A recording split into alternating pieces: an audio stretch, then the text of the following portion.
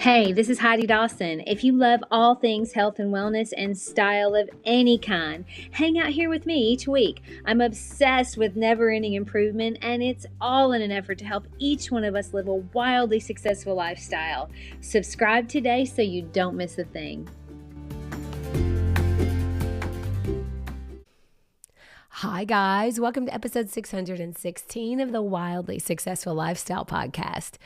It's Heidi, and I'm so happy to be almost fully back to normal with my voice getting better and better each day. It's not perfect, but I feel so much better. Being sick for a week was not what I was expecting. I thought I would be maybe down for a day or two and then be right back at it. But they say like it's the super flu or whatever we had. So it was a doozy. That's all I have to say about it. But let's not dwell on the negative. I've had enough of that. Seriously. But one of the greatest things about being well is I am getting back to my morning routine, which honestly, I didn't realize how massive that routine is until I didn't feel like doing it for a week. I literally wanted nothing to do with my morning routine for a couple days, literally. One day I woke up feeling horrible and wanted to forget all about it. So I decided to watch my favorite Denzel movies. My little sister was laughing when we were talking on the phone. She goes, "I see you woke up in Joe's Violence this morning." Yes, I did. And it took my mind completely off how bad I felt for a few hours. But as I slowly started feeling better, I realized that my morning routine plays a big role in my attitude for the whole day. Now, I understand when someone says that however they start their morning is how they complete their day. And it is so true. It's especially true for me. I know that. Our morning routine sets the tone for not only the day, but really also our life. And it doesn't have to be some elaborate 47-step routine with cold plunges and green juices, unless that's your thing, of course. I'm just talking about, those quiet, intentional first moments of your day and why treating them like the ultimate act of self-respect is just going to be the kindest, most powerful thing you can do for yourself all day long. I mean, you guys know I talk about my morning routine a lot. I mean, I wake up, I make my wonderful coffee, I let the boys go out to potty, I stand outside with them, get a little fresh air while they do that. And then they hop in my lap, and that's when my quiet time starts. I go over the previous day and what I did well and what I can improve. I pre-game for the current day and how I want that to go. And then I meditate most of the time for 15 minutes. Lately, I've upped it to 20 minutes. But most days, I do not touch social media or open X until I finish at least doing those three things. And I do notice my brain desperately wants to start out on social media. It doesn't want to meditate at all. Most days I just shake my head though, and I'm like, I continue on with my good routine. Being aware and present of how you want your morning to go, that's a crucial step here. I know. I mean, I know I'll feel better if I stick to the plan.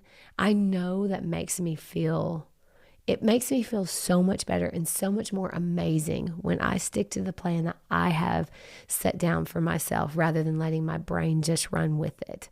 Like when I was sick and my brain just ran, it wanted violence. It wanted movies from Denzel. I mean, and a lot of times it wants to go right to X. And I have the power to say no. And on most days I do that. And the days that I don't, I feel a difference. Like during the day, I'm kind of like, ugh. But when I meditate and I have my good routine, I feel so much better. I mean, because I was really sick, and that doesn't happen often. So I'm kind of a terrible sick person. I get grumpy. I kind of feel sorry for myself. But two things hit me it hit me pretty hard when I was sick. First of all, and this sounds really obvious, and I know I said this earlier in one of the episodes, but it's really profound when you're living it. Life is just so much better when you feel good. I mean, the colors are brighter, coffee tastes better, everything feels possible. Health is the foundation for everything else. And then second, it's way harder to pay attention and stick to your good habits when you're not feeling great because priorities shift. And suddenly you're just getting through the day feels like enough. And those little rituals that you have that you normally do that keep you grounded, they're the first to slip. I noticed that for myself especially. But the mornings that I still dragged myself to meditate, even if it was just for 5 minutes, and I got, did my morning routine without scrolling first, those were the days that I felt a little more like me, a little more in control. I mean, even when my body was saying no, that's when I realized that protecting your morning ritual isn't just self-respect when life is easy, it's especially self-respect when life is hard. When you're sick or stressed or the holidays have you spinning, that tiny act of keeping a promise to yourself, it's like an anchor. I mean, think about it. How you treat yourself first thing in the morning is a direct message about how much you value your own peace and your own energy and your own day. I read this quote the other day, and it said something like, I don't quite remember exactly what it said, but I got the gist of it because I've thought about it every morning since. And it said something like this. It said, in the morning, I let God get inside my head before I do. And I thought, yeah, whether that's through meditation for you or prayer or just a quiet moment inviting something bigger than yourself, that's the idea. Because the second you roll over and you just grab your phone before you've even sat up, you're basically saying other people's thoughts are more important than mine. Other people's thoughts are more important than even God's right now. And when you skip that quiet moment because you don't have time, you're telling yourself that your calm, your peace doesn't matter as much. But when you protect those first few minutes in the morning for something that's just for you, something sacred, you're telling yourself, I matter. My peace matters. I'm worth protecting. And that's self-respect in action, the quiet, daily kind that adds up.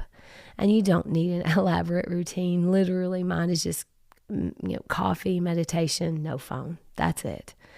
And here's the beautiful part. Once I've done my little ritual in the morning, I feel like I've already kept a promise to myself. Like I've already won the day in a little way. Everything after that feels like bonus points. You see, you deserve to start your day treating yourself with respect.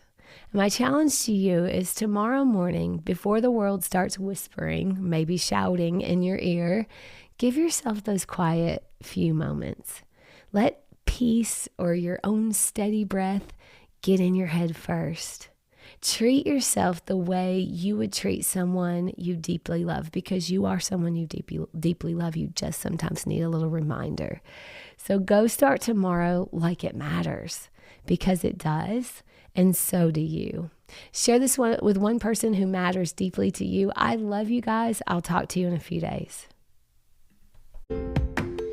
Don't forget to subscribe and share with your friends, because we're just going to keep going bigger and better places together, and I love that about us.